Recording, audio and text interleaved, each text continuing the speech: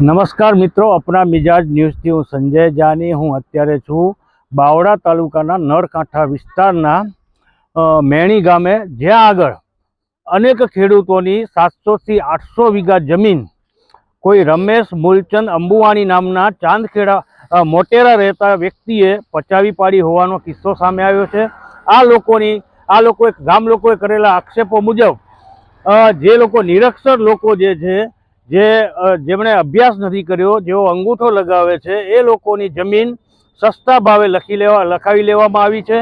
રમેશ અંબુવાણી નામના વ્યક્તિએ અહીં આવીને એ કહેવાય છે કે ડૉક્ટર તરીકે અહીં વર્ષો પહેલાં ગામમાં આવેલા અને કહ્યું હતું કે હું તમારી સેવા કરીશ, પરંતુ એ સેવાના નામે અહીંથી મેવા ખાઈ ગયા છે.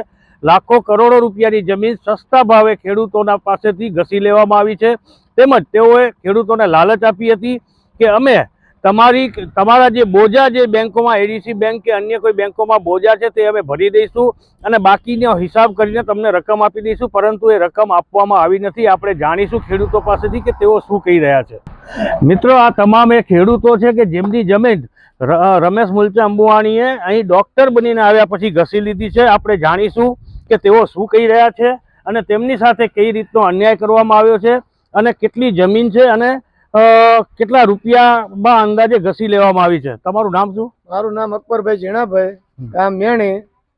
અમારા ગામમાં એ આવી અને કોઈને 50,000 આપ્યા, કોઈને લાખ આપ્યા અને બાકીના પૈસા આપી એવું કહી અને અમારી પાસેથી ઘસણ કરી લીધેલું છે. મિત્રો, ખેડૂતો પાસેની કરોડો રૂપિયાની કિંમતી જમીન પચાવી પડવામાં આવી છે.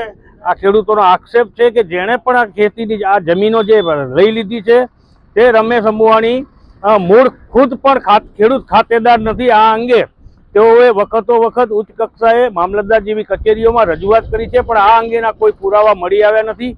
ત્યારે આ આખા જમીન કાંડને લઈને નળકાંઠામાં ભારે ચકચાર જાગી છે. નમસ્કાર. ખબરો જોવા માટે અમારી યુટ્યુબ ચેનલ, ઇન્સ્ટાગ્રામ અને ફેસબુકને સબસ્ક્રાઇબ, ફોલો, લાઇક અને શેર કરો.